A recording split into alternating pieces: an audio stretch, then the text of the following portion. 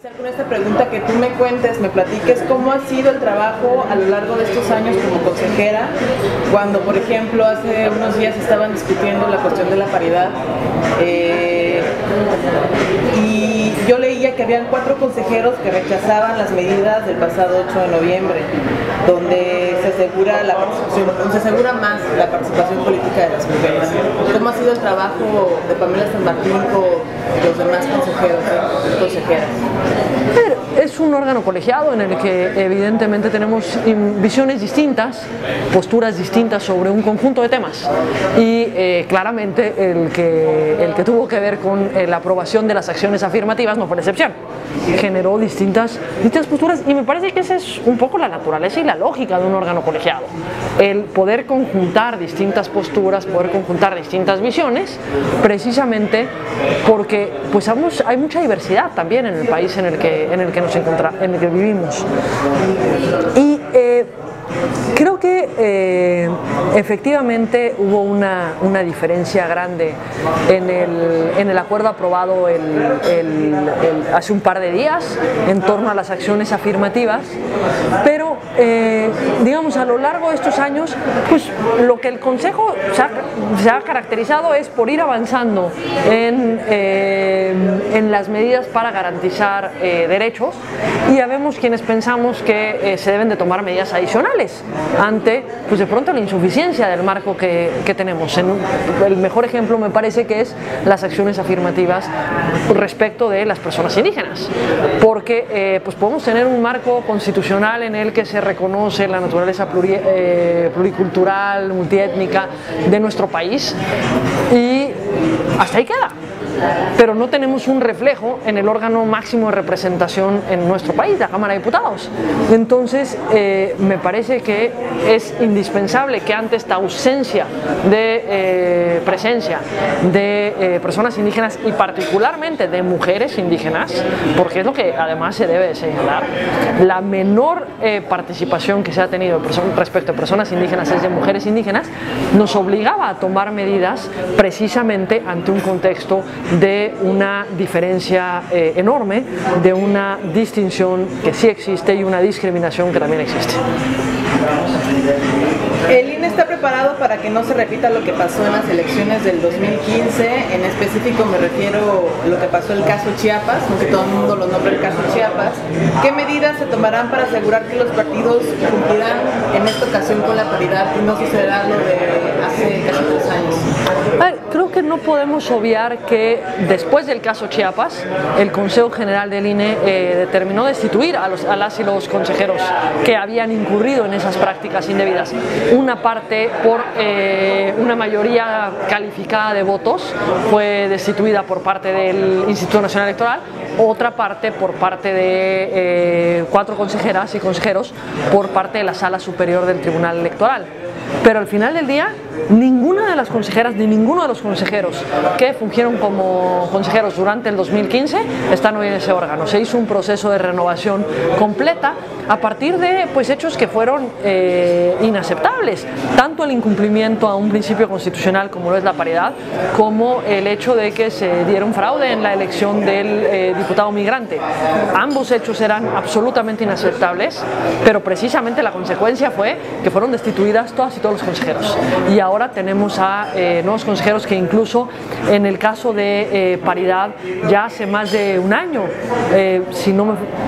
tal vez un poco menos de un año, debe haber sido a finales del año pasado, aprobaron los lineamientos de paridad para también generar herramientas para los partidos para que no puedan argumentar que no tienen las condiciones para cumplir con la paridad que establece la Constitución, sino que se aprobaron los lineamientos con suficiencia de tiempo que permitiera que adoptaran todas las medidas necesarias para poder cumplir con un principio de esta naturaleza. En el 2015. En este año. Ahora en este. Para efectos de la elección del 18. Se aprobó a finales del 16 los lineamientos de paridad, entonces tuvieron todo 17 y van a tener hasta el registro de candidatos del 18 para poder generar las condiciones necesarias. Yo creo que las condiciones existían desde el 15, creo que no había ninguna razón que justificara el incumplimiento del principio de paridad. Tan es así que en acatamiento a una sentencia del tribunal se cumplió, pero me parece que ese no es el camino para cumplir. El camino tiene que pasar, sin duda, por un cumplimiento inicial de los partidos, de generar las condiciones y tomar las decisiones para postular en paridad en los términos que señala la Constitución, y por otra parte una postura absolutamente fuerte por parte de la autoridad que no permita el que se tome una medida en un sentido distinto. Una pregunta, lo que se me ocurre ahorita que te oigo hablar, se hablaban consejeros que estuvieran en contra de las medidas que se autorizaron de una sobreregulación, de que hay una tendencia a sobreregular todo, pero bueno, me entiendo que es para presionar el cumplimiento, pero ¿qué opinas sobre esto de la sobreregulación? A ver, es que establecer acciones afirmativas no es sobreregular. Establecer acciones afirmativas son medidas temporales proporcionales para atender un fin específico y generar un contexto de igualdad material. Nuestra Constitución dice que todos somos iguales. El problema es que solo tenemos que salir a la calle para darnos cuenta que no todos somos tan iguales y que no todos podemos gozar de los derechos de la misma forma. Y cuando advertimos condiciones de desigualdad estructural, lo que las autoridades estamos obligadas a adoptar son acciones afirmativas para poder compensar esas condiciones de desigualdad incluso estructural. Y me parece que eso es lo que se aprobó, y se aprobó en términos de las obligaciones convencionales, constitucionales que tenemos el Estado mexicano y los servidores públicos en el Estado mexicano para cumplir con obligaciones para con las medidas de igualdad que tenemos todos los ciudadanos. Entonces, lo terrible es que los partidos políticos no lo sepan, ¿no? De estas acciones afirmativas. O sea, que no sepan que es una acción afirmativa. Así que haya resistencia. Hubo una resistencia a que se aplicaran, pero me parece que... Pero es que ahí es donde entramos las autoridades. Los partidos políticos pueden estar a favor o pueden estar en contra de estas medidas, pero las autoridades somos quienes tenemos una obligación de garantizar la tutela de derechos y una obligación de garantizarla con o sin la anuencia de los actores. Entre más mujeres participen en las próximas elecciones, más casos de violencia política de género vamos a tener. ¿Qué piensas sobre esto? Una frase que dijo la Comisión Nacional de Derechos Humanos. A ver, me parece que lo que se tiene que hacer es tomar todas las medidas para evitar, para investigar, combatir y sancionar cualquier caso de violencia política que se dé en un proceso electoral, violencia política de género que se dé en un proceso electoral. Pero con la misma fortaleza me parece que también tenemos que combatir cuando se está utilizando una bandera de esta naturaleza, porque desvirtúa lo que sí ocurre en el caso de mujeres contendientes. Una condición de desigualdad en la que se le coloca, una situación de violencia en la que se coloca. Entonces tenemos que cuidar los dos extremos, tanto combatir y sancionar, investigar, prevenir las acciones que sí constituyan violencia política, como no dar cabida a el uso de esa figura precisamente para evitar o para no prestarse a una rendición de cuentas, porque eso también lo hemos llegado a ver en los procesos electorales, y creo que los dos perjudican la participación política de las mujeres, y la perjudican y la lastiman. ¿Es una mala señal la destitución de Santiago Nieto a un mes o 2 meses de haber iniciado el proceso electoral en México del 2018? A ver, me parece que es una pésima señal, pero es una pésima señal más por la forma en la que se da esa destitución. No solamente es un tema de decidir, ya iniciado el proceso electoral, destituir a un fiscal, sino el contexto en el que se da cuando hay una discusión respecto de una investigación que está realizando específica, y que a días de que se está discutiendo, o que está en el espacio público esa discusión, se le destituye sin mayor explicación más que se violó un código de ética, que no logramos entender en qué consiste esto, y creo que hay ciertas garantías que tendría que tener todo juez y todo magistrado en términos incluso de las obligaciones internacionales que tenemos para garantizar la imparcialidad en la función que desempeña, y que pues no se ven honradas con la forma en la que fue destituido. Y luego pues llegar al punto de que la discusión en la Cámara de Senadores verse sobre si la objeción o no de la decisión que se tomó se hace en votación cerrada o votación abierta.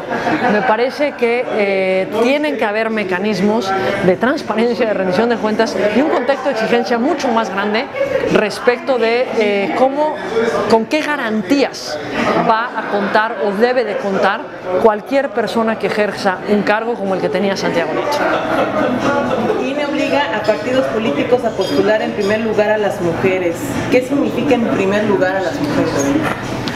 Una de las reglas que establecimos en el Consejo General fue en la lista de representación proporcional que presentan los partidos políticos a Senado, hay una sola lista al Senado por la vía de representación proporcional, que las mujeres encabezaran la lista, que necesariamente tuviera que encabezar una mujer.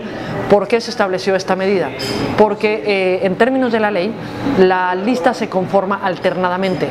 La primera fórmula es de un género, la siguiente fórmula es del otro.